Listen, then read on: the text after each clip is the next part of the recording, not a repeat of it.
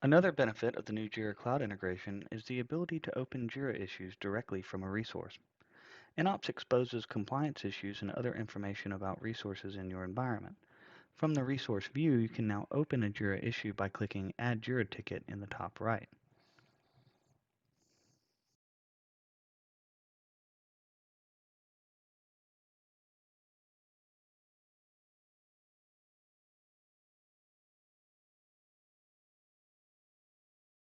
Fill out the fields, assign a user, then click Create Ticket.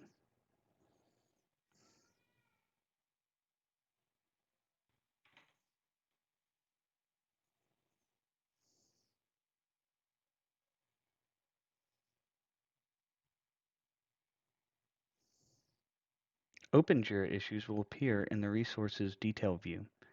Jira issues can also be updated directly from nOps.